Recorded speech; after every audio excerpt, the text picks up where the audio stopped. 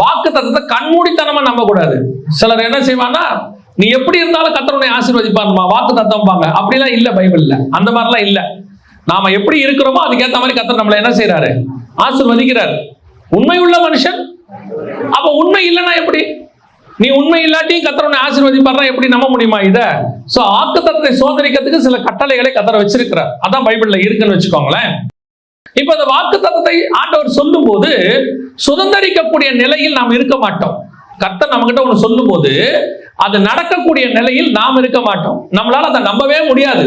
என்ன வச்சு எப்படி இது நடக்கும், என்ன வச்சு எப்படி செய்வீங்க? இப்ப யோசேப்பை பார்த்து ஆண்டவர் சொன்னாரு, 11 பேர் உன்னை வணங்குவாங்க, உன் தாய் தகப்பன் வணங்குவாங்க. நம்பவே முடியாது. எப்படி வணங்குவாங்க? இஸ்ரவேல் முறைப்படி தாய் தகப்பன் யாரும் வணங்க முடியாது, பையனை வணங்க முடியாது. இது நடக்குமா? சான்ஸே இல்லை. இப்ப அடுத்த சம்பவம் என்ன? அதுக்கான எந்த விதமான சிம்டமும் கிடையாது, ஒரு அடையாளம். இதைத்தான் மரியாள் கேட்கிறாங்க, புருஷனை அறியேன்.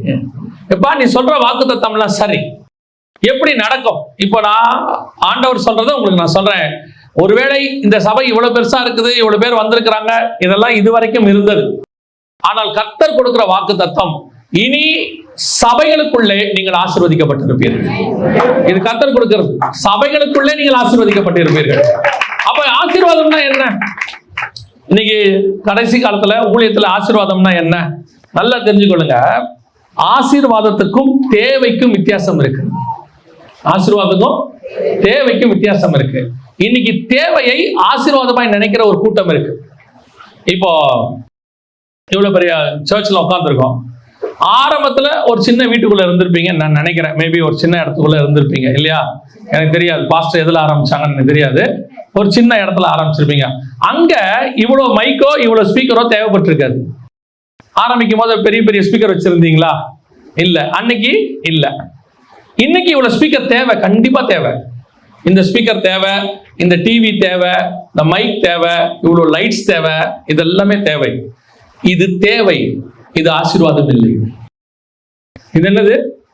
தேவை, இது ஆசீர்வாதம் இல்லை. அப்ப இது ஆசீர்வாதமாய் இருக்காது. It's NEET. நீடு ஒரு நாளும் ஆசீர்வாதமாய் மாறவே மாறாது. நாம தான் கர்த்தர் கொடுக்கும் போது கர்த்தரனை ஆசீர்வதிச்ச ஆண்டவர் சொல்றாரு, ஆசீர்வாதம் வேறு, இது தேவை. உன் தேவையை நான் சந்தித்திருக்கிறேன். இப்ப நாளைக்கு இந்த கூட்டம் இன்னும் பெருசாகும், இன்னும் இடம் தேவைப்படும், இதை விட பெரிய இடம் தேவைப்படும். கண்டிப்பாக கர்த்தர் அதை தருவார். இடம் ஆசீர்வாதமே இல்லைங்க, இடம் தேவை. எவ்வளவு இடம் தேவை கர்த்தர் கொடுத்துட்டு போயிருப்பாரு. உனக்கு எவ்வளவு வேணும்? 50,000 பேர் உட்கார்ந்து வேணுமா? எடுத்துக்கோ. ஆனால் 50,000 பேர் வேணும் என்பது என்னுடைய தேவை அல்ல. 50,000 பேர் கர்த்தர் கொடுத்தா அன்னைக்கு அந்த இடத்தையும் கர்த்தர் கொடுப்பார். அப்போ ஆசீர்வாதம்னா என்ன? இப்போ உங்களுடைய ஒரு ஸ்கூல் நடத்துறாங்க, ஸ்கூல்காரங்க ஸ்கூல் நடத்துறாங்க. அந்த ஸ்கூல்ல 500 பேர் படிக்கிறாங்க வச்சுக்கோங்க. 480 பேர் ஃபெயில், 20 பேர் பாஸ். இப்ப யார் ஆசீர்வாதம்? இது ஆசீர்வாதமா? 1500 பேர் படிச்சு 1480 பேர் ஃபெயில் ஆகி 20 பேர் பாஸ் ஆகிறது ஆசீர்வாதமா? இன்னொரு ஸ்கூல் இருக்குது, 200 பேர் படிக்கிறாங்க, 200 பேரும் பாஸ், 100% பாஸ். எது ஆசீர்வாதம்? இப்ப புரியுதா? ஆவிக்குரிய வாழ்க்கையில சபை எந்த அளவுக்கு ஆயத்தப்படுகிறதோ அதுதான் ஆசீர்வாதம். நீங்கள் கிறிஸ்துவை சந்திப்பதற்கு சபை ஆயத்தப்பட்டிருக்குதா? சர்ச்சுக்கு வந்தும் ஒருத்தன் பரலோகத்துக்கு போகாம சபை நடக்குதுன்னா அந்த சபை இருந்து என்ன பிரயோஜனம்? ஆனா உன் சபைக்கு வரும்போது 4 பேர் சாட்சி சொல்லணும். அந்த சபைக்கு போங்க, சத்தியத்துல அந்த சபை நடக்குது, அங்க போனா கண்டிப்பா பரலோகத்துக்கு போயிடலாம்னு உங்க சபை மேல நம்பிக்கை வருது பாத்தீங்களா? அதுதான் ஆசீர்வாதம். எத்தனையோ பெண்கள் இருந்த போதும் மரியாள் மேல பரலோகத்துக்கு ஒரு நம்பிக்கை வந்துச்சு இல்ல, இயேசுநாதரை இந்த வயித்துல கொடுத்தோம்னா கரெக்டா பெத்து அந்த அம்மா கொடுத்துருவாங்கன்னு அந்த நம்பிக்கை சபை மேல பரலோகத்தில் உள்ள தேவனுக்கு வரணும். உங்க கையில ஆத்மாவை கொடுத்தா கரெக்டா கொண்டு வந்து பரலோகத்துல சேர்த்துருவீங்கிற நம்பிக்கை பரலோகத்துக்கு வரணும் உங்க மேல. இன்னைக்கு நம்மளை பொறுத்த வரைக்கும் என்ன, பல சபையில போய் கேட்டு பாருங்க, விசுவாசியா சொல்லும், வெளியே இருக்கிறவனே சொல்ல வேண்டாம், உள்ள விசுவாசியா சொல்லும். இதெல்லாம் கஷ்டம். சபை சினிமா தியேட்டர் மாதிரி இருக்கு, சபை ஆடிட்டோரியம் மாதிரி இருக்கு, சபை ஷாப்பிங் மால் மாதிரி இருக்கு. சபைக்குள்ள ஆட்டம் பாட்டம் கொண்டாட்டம் விசில் ஊதுறது, அப்படியே கலர் கலரா லைட்டை போட்டு குத்தாட்டம் போடுறது எல்லாம் இருக்கு. கர்த்தர் இருக்கிறாரா? கர்த்தருடைய ஆசீர்வாதம் உள்ளுக்குள்ள இருக்குதா? எண்ட் ஆஃப் த டே நியாய தீர்ப்புல சபை பரலோகத்துக்கு போறதுக்கு தான் சர்ச்சை. அப்ப சபையை பார்த்து ஆண்டவர் சொல்லணும், நீ ஆசீர்வதிக்கப்பட்டவன்னு சொல்லணும். அப்போ உங்களுக்கு கொடுக்கிற வாக்கு தத்தத்தை நீங்கள் சுதந்திரிக்கிறவர்களாய் காணப்பட வேண்டும். எனக்கு ஒரு ஆசை இருக்குது, இந்த ஏரியாலேயே பெரிய சர்ச்சா இருக்கணும், அப்படியே 5000 பேர் ஒன்னா ஆராதிக்கணும் அப்படிங்கிறது எனக்கு ஆசையா இருக்கலாம். ஆனா தேவ திட்டமான்னு பார்க்கணும். ஸ்பிரிச்சுவலி உங்களுக்கு தெரியணும் இல்ல, இத்தனை ஆத்துமாவை என்னால பரலோகத்துக்கு கொண்டு போய் சேர்க்க முடியும், இதுக்கு மேல முடியாதுன்னு உன்னை பத்தி உனக்கு தெரியணும் இல்ல. அதுதான் உண்மையிலேயே கர்த்தரால் ஆசீர்வதிக்கப்பட்ட சபை. உங்களை பத்தி உங்களுக்கு தெரியணும்ல. வெறும் கூட்டத்தை வச்சு என்ன பண்ணுவீங்க? கூட்டம் கூட்டம் கூட்டம் வச்சு என்ன பண்ணுவீங்க? ஒண்ணும் பண்ண முடியாம வச்சு பல இடங்கள்ல ஊழியக்காரனால விசுவாசியை பார்க்கவே முடியல, அவ்வளவு கூட்டம் இருக்கு. இந்த டிஓ எல்லாம் வருவாங்க, டிஸ்ட்ரிக்ட் எஜுகேஷனல் ஆபீசர்ஸ் சொல்லி வருவாங்க. வந்த உடனே அவங்க நேரா ஸ்டூடெண்ட் கிட்ட போக மாட்டாங்க. அந்த ஸ்டூடெண்டோடைய அவனுடைய தன்மை என்ன, எப்படி இருக்கிறான்னு சொல்லிட்டு யார்கிட்ட வந்து கேட்பாங்க? டீச்சர்ஸ் வந்து கேட்பாங்க. அங்க இருக்கிற ஒவ்வொரு ஸ்டூடெண்ட்டை பத்தியும் அந்த கிளாஸ் டீச்சர் என்ன செய்யணும்? சொல்லணும். ஆமா தானே? சொல்லணும். ஒரு வார்டுக்குள்ள டாக்டர் வந்த உடனே அந்த வார்டு இன்சார்ஜ் ஒரு நர்ஸ் இருப்பாங்க. அந்த நர்ஸ் கிட்ட கேட்பாரு ஒரு பேஷண்ட்டை பத்தியும். அந்த பேஷண்ட்டை பத்தி அந்த நர்ஸ் என்ன செய்யணும்? சொல்லணும். இவருக்கு போட்டாச்சு சார், இன்ஜெக்ஷன் போட்டாச்சு, இவருக்கு ட்ரிப்ஸ் போட்டிருக்கு, இவருக்கு இந்த மெடிசன் கொடுத்துருக்கு, இவர் தாங்கும், இது நாளைக்கு டிஸ்சார்ஜ் பண்ணிடலாம், இது தேரவே தேராது. அந்த நர்ஸ் கரெக்டா என்ன செஞ்சிருவாங்க? சொல்லுவாங்க. ஆமா தானே? அப்ப தேவன் வரும்போது கணக்கு கேட்பார் தானே. மெய்ப்பனுக்கு ஆடை பத்தி தெரிந்திருக்க வேண்டும். ஒரு மெய்ப்பனுக்கும் அந்தந்த ஆடுகளை குறித்து அறிந்திருக்க வேண்டும். He must know about his, அந்த ஆட்டை குறித்து எல்லா விஷயத்தை தெரிஞ்சிருக்கணும்ல. எனக்கு தெரியாதுன்னா என்ன அர்த்தம்? You are fail. நீங்கள் இப்போ சொல்றேன், உங்க சபை கர்த்தருக்குள் ஆசீர்வதிக்கப்பட்டிருக்க வேண்டும் என்று சொன்னால் லிமிட்டட் வெர்ஷன் தான் கரெக்ட். அன்லிமிட்டட் என்னைக்குமே ஆபத்து. சாப்பாடா இருந்தா கூட சரி, அன்லிமிட்டட் சாப்பிட்டீங்க முடிஞ்சீங்க. லிமிட்டடா சாப்பிட்டு போனீங்கன்னா நல்லது. சாப்பிடும் போது தெரியாது, ஒரு நாள் வரும் இடதுபுறமும் வலதுபுறமும் பல்லுக்கி பெருக்கி, அதான் ஆசீர்வாதம். இந்த வாக்கு தத்துவம் உடம்புக்கு உள்ளது அல்ல, இந்த வாக்கு தத்துவம் வேறு ஒன்றுக்குரியதுன்னு தெரியுது இல்ல. அதே மாதிரி உங்களுக்கும் தெரியணும், சபை எண்ணிக்கையில் பெருகுவது முக்கியம் அல்ல, சபை ஆவியில பெருகணும், ஆவிக்குரிய வாழ்க்கையில வளரணும். நீ எத்தனை சபைகளுக்கு நடுவில் இருந்தாலும் நீ ஆசீர்வதிக்கப்பட்டவளா இருக்கணும்னா என்ன தெரியுமா? மரியாள் வந்து அந்த இடத்துல ஆசீர்வதிக்கப்பட்டதுக்கு என்ன காரணம்? பெரிய ராஜா வீட்டு பொண்ணுன்றதுக்காகலாம் இல்ல. அந்த இடத்துல பரலோகம் உன்னை செலக்ட் பண்ணிடுச்சு. நீ ஏழை குடும்பமாக இருந்துட்டு போ மரியாள், அதெல்லாம் ஒரு பிரச்சனையுமே கிடையாது. ஏன்னா மரியாள் ஏழை குடும்பம் தான், புறா குஞ்சு தான் கொண்டு போய் பலி கொடுத்தாங்க. ஏழை குடும்பமா இருந்துட்டு போ, என்ன வேணா இருந்துட்டு போ மரியாள். ஆனா உன்னை நான் செலக்ட் பண்ணிருக்கேன். எதுக்கு தெரியுமா? உன்னை கோடீஸ்வரி ஆக்கிறதுக்கு அல்ல, ராஜாவை பெற்றெடுப்பதற்காக உன்னை நான் செலக்ட் பண்ணிருக்கேன். இன்னைக்கு அதுதான் சர்ச். சபை என்பது கோடீஸ்வரர்களை உருவாக்குற இடம் அல்ல, இயேசு ராஜாவுக்கு மனவாட்டிகளை உருவாக்குகிற இடம். நீ மனவாட்டியா மாறணும். இந்த வாக்கு தத்தங்கள் எதுவும் பூமிக்குரிய ஆசீர்வாதத்தை சுதந்திரிப்பதற்காக கொடுக்கப்படவே இல்லை. இந்த வாக்கு தத்தங்கள் அத்தனையும் வானத்துக்குரிய ஆசீர்வாதத்தை சுதந்திரிப்பதற்காக கொடுக்கப்பட்டது. அப்ப பூமியில எனக்கு ஆசீர்வாதமே இல்லையா? இப்போ சொல்றேன், பூமியில இருக்கிறதுக்கு பேர் ஆசீர்வாதம் இல்லை, நீட், தேவை. உங்களுக்கு ட்ரெஸ் தேவை, கர்த்தர் கொடுக்கிறார். ஒரு நாள் உங்களுக்கு சைக்கிள் தேவைப்பட்டது, கர்த்தர் கொடுத்தார். டூ வீலர் வண்டி தேவைப்பட்டது, கர்த்தர் கொடுத்தார். ஒரு நாள் வந்து கார் தேவைப்பட்டது, கர்த்தர் கொடுத்தார். இது எல்லாமே நீடு. இப்ப எப்படி கார் ஆசீர்வாதமா மாறும்? ஒரு நாள் வரும், உனக்கு என்ன தேவையோ அதை பரலோகம் கொடுக்கும். புரியுதா உங்களுக்கு? பரலோகம் கொடுக்கலன்னு திருப்பி சொல்ல, need is different from blessing. இப்ப என்ன பண்ணிட்டாங்க? கடைசி காலத்துல உங்கள் நீட blessing-ஆ மாத்திட்டாங்க, ஆசீர்வாதமா மாத்திட்டு அந்த தேவையே ஆசீர்வாதம் ஆசீர்வாதம் சொல்லி சொல்லி சொல்லி நீங்கள் எது ஆசீர்வாதம்ன்றதே தெரியாம போயிட்டீங்க. ஸ்திரீகளுக்குள் நீ ஆசீர்வதிக்கப்பட்டவள் அப்படின்னா என்ன அர்த்தம்? Not about the world. உலகத்துல இருக்கிற எந்த ஸ்திரீயை விட மரியாள் ஆசீர்வதிக்கப்பட்டாங்க சொல்லுங்க? மரியாள் ஆசீர்வதிக்கப்பட்டாங்க. இன்னைக்கு மரியாள் ஆசீர்வாதமா இருக்காங்களா இல்லையா? உலகத்துக்கே மரியாள் என்னவா இருக்கிறாங்க? ஆசீர்வாதமா இருக்காங்க. எந்த விதத்துல? எந்த விதத்துல? பணக்காரங்களானதுனாலயா? அவங்க பணக்காரங்க ஆனாங்களா? இல்ல. வீடு வாங்கினதுனாலயா? இல்ல. இஸ்ரவேல் தேசத்தை சுதந்திரிச்சதுனாலயா? இல்ல. அவங்க எதுல ஆசீர்வாதமானாங்க தெரியுமா? இயேசுவை பெற்றெடுத்ததுனாலே. அந்த blessing தான் உங்களுக்கு எனக்கு இருக்குங்கிற.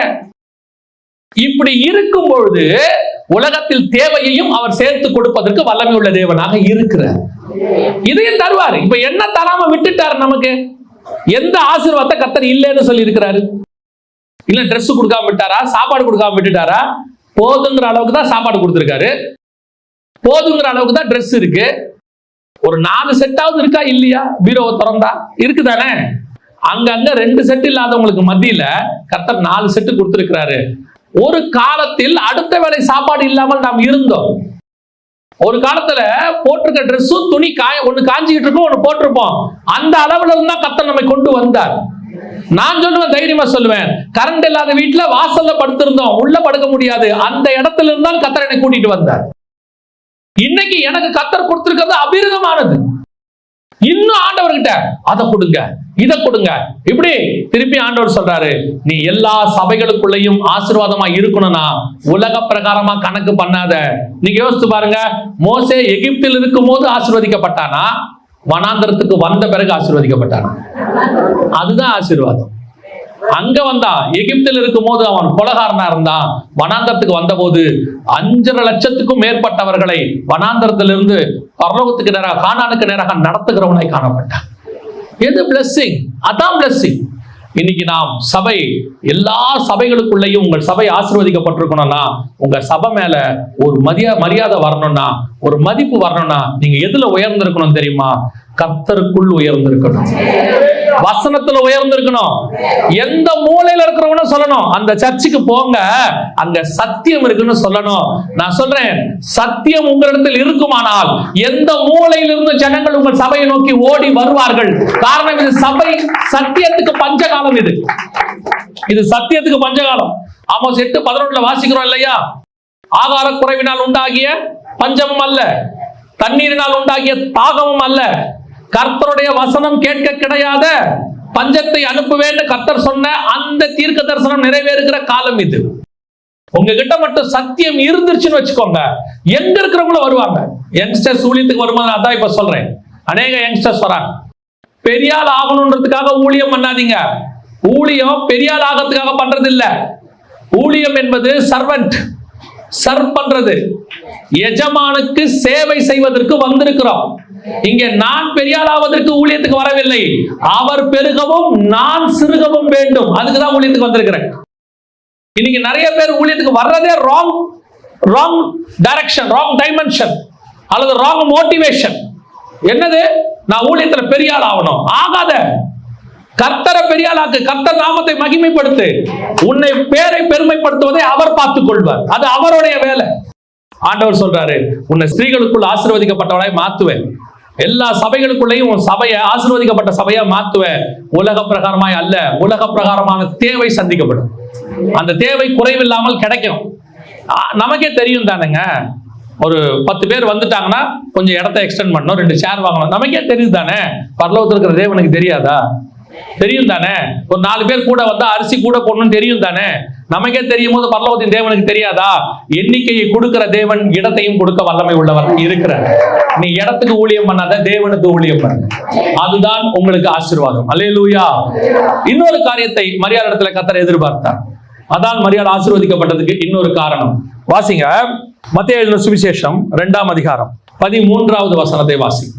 ஆதலால் நீ எழுந்து பிள்ளையையும் அதன் தாயையும் கூட்டிக் கொண்டு எகிப்துக்கு ஓடிப்போ. இப்ப ஆண்டவர் சொல்றார், ஆசீர்வதிக்கப்பட்டாச்சு, ஆசீர்வாதத்தின் குழந்தை பிறந்துடுச்சு, உலகத்தையே காப்பாற்ற போகிற குழந்தை பிறந்துருச்சு. இப்ப ஆண்டவர் சர்ச்சை கொடுத்துட்டாரு, உங்களுக்கு காரியங்களை எல்லாம் கர்த்தர் செஞ்சுட்டாரு. அதனால எல்லாமே பீஸ்ஃபுல்லா போகுமா? எல்லாம் பீஸ்ஃபுல்லா போகுமான்னா, திடீர்னு ஆண்டவர் சொல்றாரு யோசேப்பை பார்த்து, 1.5 வருஷம் ஆயிருக்கு, ஏறக்குறைய 1.5 வருஷம் ஆயிப்போச்சு, ஒன்னும் பிரச்சனை இல்லாம போயிட்டே இருந்துச்சு. திடீர்னு ஆண்டவர் சொல்றாரு, நீ எடுத்துட்டு பிள்ளையை தூக்கிட்டு எங்க ஓடிடு? எகிப்துக்கு ஓடிடு. அடுத்து வாசிங்க, 21வது வசனத்தை வாசிங்க. 21. பிள்ளையும் அது தாயையும் கூட்டிக் கொண்டு எகிப்துல இருந்து திருப்பி எங்க வந்திருக்கிறாரு? ஃபர்ஸ்ட் இஸ்ரவேல்ல இருந்து எங்க போனாரு? எகிப்துக்கு போனாரு. இப்ப எகிப்துல இருந்து எங்க வராரு? இது என்னங்க இது வேலை? இது சொப்பனத்துல பேசுனீங்க யோசேப்பு கிட்ட, அந்த அம்மாவை கல்யாணம் பண்ணிக்க ஐயப்படாதே சேர்த்துக்கோனீங்க, நானும் சேர்த்துக்கிட்டேன், குழந்தையும் பிறந்துருச்சு, நீங்க சொன்னதெல்லாம் கேட்டு கரெக்டா நடந்துட்டு இருக்கு. என்ன திடீர்னு ஒருத்த கொலை பண்ண தேடுவான் ஓடுங்கிறீங்க, அங்க போனோன்னு சொல்றீங்க, கொஞ்ச நாள் கழிச்சு கொலை பண்ண தேடினவன் செத்துட்டா வாங்குறீங்க, போனா போங்கிறீங்க, வானா வாங்குறீங்க.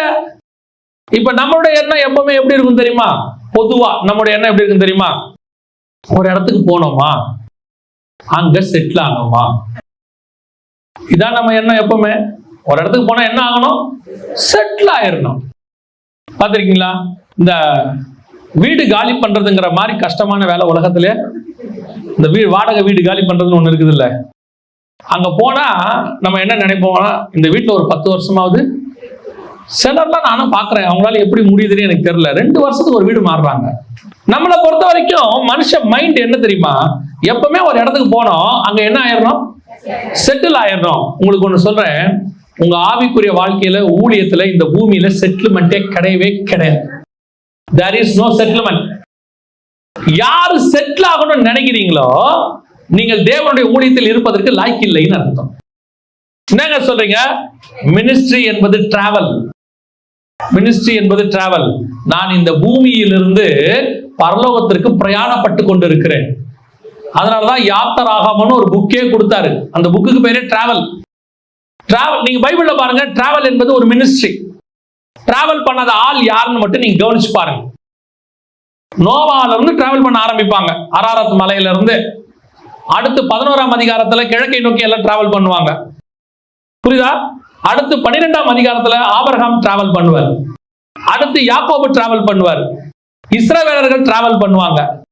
நான் சொல்றது இருக்குதானே பைபிள்ல? இஸ்ரவேலர்கள் 400 வருஷம் டிராவல் பண்ணுவாங்க. ஒரு கொஞ்ச வருஷம் அங்க இருப்பாங்க, திருப்பி ஆண்டவர் அவங்களை துரத்தி விட்டுருவாரு. யோசேப்பு டிராவல் பண்ணுவாரு, இயேசு டிராவல் பண்ணுவாரு. பவுலின் பிரயாணங்கள்னு மேப்பே இருக்குது பின்னாடி. ஏன்னா பிரயாணம் என்பது ஸ்பிரிச்சுவலி சொல்லணும்னா we are traveling from பூமியில இருந்து வானத்துக்கு, பரலோகத்துக்கு டிராவல் பண்றோம். ஒண்ணு தெரியணும், கர்த்தர் என்னை போ சொல்ற இடத்துக்கு நான் போய்கிட்டே இருப்பேன். கர்த்தர் சொல்லுகிறத நான் செஞ்சுக்கிட்டே இருப்பேன். நான் ஒரு வழிபோக்கன், நான் ஒரு அகதி, நான் ஒரு பரதேசி, அந்த எண்ணம் மைண்ட்ல இருந்துட்டே இருக்கணும். நான் சொல்லல, ஆபிரகாம் சொல்ற. எபிரேயர் நிருபம் 11ஆம் அதிகாரம் 13 இருந்து வாசிங்க பார்ப்போம். யாரை பத்தி தெரியுமா? ஆபிரகாம், ஈசாக்கு, யாக்கோபு 3 பேரை பத்தி இருக்கு.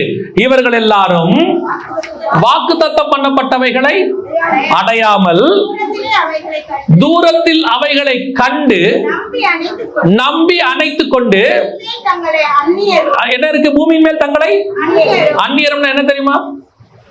ஸ்ட்ரேஞ்சர். அந்நியர்னா ஃபாரினர், அகதி, நாடோடி அப்படின்னு இருக்கு. பூமியின் மேல் தங்களை அந்நியரும் பரதேசிகளும் என்று அறிக்கையிட்டு, ஸ்ட்ரேஞ்சர்ஸ், ஃபாரினர்ஸ். நாங்கள் இந்த பூமிக்கு அந்நியராக இருக்கிறோம், நாங்கள் இந்த பூமிக்கு பரதேசிகளாக இருக்கிறோம். எங்களுக்கு ஒன்று வரப்போகிறது, அதுதான் எங்களுக்கு நிரந்தரமானது. அந்த தாட்டோட தான் ஓடணும். எதுவும் இங்க என்ன கிடையாது, நிரந்தரம் கிடையாது. we are all strangers, we are all foreigners. அந்நியரும் பரதேசிகளுமாய் இருக்கிறோம். எனக்கு ஒரு டாஸ்க் கொடுக்கப்பட்டிருக்கு, இந்த பூமிக்கு நான் வந்திருக்கிறேன். அந்த பூமியில இருக்கிற வரைக்கும் நான் செய்வேன். செஞ்சு முடிச்சனா என் ஓட்டத்தை முடித்து விட்டு எனக்கு ஒன்று நியமிக்கப்பட்டிருக்கிறது, அதை நான் வாஞ்சையாய் தொடருகிறேன். என்ன போ சொன்னா போகணும், என்ன வா சொன்னா வரணும். பவுல சொல்லுவார் ஆண்டவர், புறப்பட்டு போவாரு, போயிட்டே இருப்பான். பவுல விடவா நீங்களும் நான் அந்த பூமியில பெரிய ஆளு? ஒரு கமெண்ட்ரியில எழுதியிருக்கிறாங்க, ஆய்வறிக்கையில ஒன்று எழுதியிருக்கிறாங்க. பவுல் சொல்றாரு இல்லையா, நஷ்டமும் குப்பையும் என்று விட்டேன் அப்படின்னு சொல்றாருல்ல. அவர் எவ்வளவு விட்டார்னு எழுதியிருக்கிறாங்க. இந்திய மதிப்புக்கு இன்னைக்கு லெவலுக்கு எவ்வளவுன்னு எழுதியிருக்கிறாங்க. அது அவங்க எழுதி 10 வருஷம் ஆச்சு. இப்போ இன்னும் அதிகமா இருக்கும். எவ்வளவு தெரியுமா? குறைஞ்சபட்சம் 10,000 கோடி ரூபாய் இருக்குமா. ஏன்னா அவர் ரோமாபுரியோடைய சிட்டிசன். அவங்க அப்பா ரோமாபுரி அரசாங்கத்துல இருந்தவரா. அதனாலதான் அவருக்கு அந்த சிட்டிசன்ஷிப் கிடைச்சிச்சான். 10ஆவதுக்கு இவர் இஸ்ரேல் சிட்டிசன், டூயல் சிட்டிசன்ல இருந்திருக்கிறார். அது மட்டும் இல்லாம கமாலியல்ட்ட படிச்சிருக்கிறார். அவர் குதிரை மேல ஏறி போய் பர்மிஷன் கேட்டா எல்லாவனும் கொடுப்பான். அந்த அளவுக்கு அவர் ஒரு போஸ்டிங்ல இருந்திருக்காரு. அந்த போஸ்டிங்ல இருந்து கமாலியல்ட்ட படிக்கிறவரா இருந்தா இன்னைக்கு லெவல்ல குறைஞ்சபட்சம் 10,000 கோடி ரூபாயாவது சொத்து இருந்திருக்கணுமா. அதைத்தான் அவர் நஷ்டமும் குப்பையும்னு விட்டாருன்னு இருக்கு. இன்னைக்கு நீடு வேற. திருப்பி சொல்றேன், தேவை நம்ம அப்படி செஞ்சிருக்கிறோம். ஆனால் கவனிச்சுக்கொள்ளுங்க, எது உங்களுக்கு இருக்குதோ அது இன்னைக்கு தேவைக்காக கொடுக்கப்பட்டது. ஆனா நம்ம மைண்ட் எப்படி இருக்கணும் தெரியுமா? என்னைக்கு இயேசு என்னை எடுத்துக்கிட்டு புறப்படுன்னு சொல்றாரோ அன்று நான் புறப்பட்டு போவதற்கு தயாராக இருக்க வேண்டும். சிலருக்கு போக முடியாது. அதான் தான் இயேசு சொல்றாரு, லோத்துவின் மனைவியை நினைத்துக் கொள்ளுங்கள். இன்னைக்கு நமக்கு எல்லா ஆசீர்வாதம் கர்த்தர் கொடுத்ததுதான். ஆனால் கர்த்தருக்கென்று விடுவதற்கும் தயாராக இருக்கிறது தான் உன் ஆவிக்குரிய வாழ்க்கையினுடைய முதிர்ச்சி. கர்த்தர்கிட்ட வாங்க தெரிஞ்ச உங்களுக்கு கொடுக்கவும் தெரியணும். தேவன் கிட்ட இருந்து பிள்ளைய வாங்க தெரிஞ்ச ஆபிரகாமுக்கு அதை கொடுக்கிற தைரியமும் அவன் கையில் இருந்தது, விசுவாசம் இருந்தது, அவனுக்கு ஒரு நம்பிக்கை இருந்தது. எனக்கு சரீரம் செத்த பிறகு இந்த பிள்ளையை கர்த்தர் கொடுத்தார். இப்ப கேட்கிறாரு, இப்ப கொடுப்பேன். சரீரம் செத்த எனக்கு தேவைப்பட்டால் இவனை உயிரோடு கூட எழுப்பியும் கொடுப்பார், இல்லை இன்னொரு பிள்ளையும் கொடுப்பார். கேட்கிறது கர்த்தர், விடுவதற்கு நான் தயாராக இருக்கிறேன். இந்த ஆவிக்குரிய வாழ்க்கை தான் உன்னை பரலோகத்துக்கு கொண்டு போகும். இன்னைக்கு வாங்கறதுக்கு இருக்கிற தைரியம், வேகம், ஆசை கொடுக்கறது கிடையாது. நான் சொல்றது காணிக்கையோ தசமபாகத்தையோ இல்ல, உங்களை உங்க தசமம் காணிக்கை பத்தி நான் பேசுறதே இல்லை. நான் பேசுறது உங்களை பத்தி. நீங்க உங்களை கர்த்தர் கொடுக்குறீங்களா? கர்த்தர் கிட்ட வேலையை கேட்கறீங்க. 3 நாள் உபவாசம், கர்த்தர் நீங்க கேட்டதுக்கு இறங்கி கொடுக்கிறார். நீங்களும் சாட்சி சொல்றீங்க. வேலை இல்லாத போது உங்களுக்கு வேலை கொடுத்தது யார்? கொடுத்த தேவன் திருப்பி கேட்கிறாரு, விட்டுட்டு வார சொல்றாரு. எது கூப்பிடுறாரு? இதை விட மேலான வேலைக்கு கூப்பிடுறாரு. ஏன் விட்டுட்டு வர மனசு இல்ல? வேலையை விட மனசு இல்ல, வேலையினால் கிடைக்கிற பலனை விட மனசு இல்ல. வேலைக்கு போனா மாசம் மாசம் இவ்வளவு கிடைக்கும், இன்கிரிமெண்ட் வரும், ப்ரொமோஷன் வரும், சாகும் போது நல்ல பொசிஷன்ல சாவலாம், பென்ஷன் வரும். எல்லாத்தையும் விட்டுட்டு அப்படியே ஊழியத்துக்கு கூப்பிடுறாங்களே, ஆண்டவர் ஊழியத்துக்கு கூப்பிடுறாரு, விட்டுட்டு போனா என்ன கிடைக்கும்? நான் சொல்றேன், என்ன கிடைக்கும்னு எனக்கு தெரியாது. ஆனா ஒண்ணு கிடைக்கும், கர்த்தருடைய கரத்திலிருந்து கிருபை கிடைக்கும், அவர் நடத்துகிற நடத்துதல் கிடைக்கும். அழைத்தவர் ஒரு நாளும் உங்களை கை விடவே மாட்டார். புறப்பட்டு போனா போங்க, பிள்ளை எடுத்துட்டு போனா போங்க, வானா வாங்க சொல்றது கர்த்தர். ஆயத்தம் பண்ணாம ஒரு வேலையை கர்த்தர் செய்யவே மாட்டார்.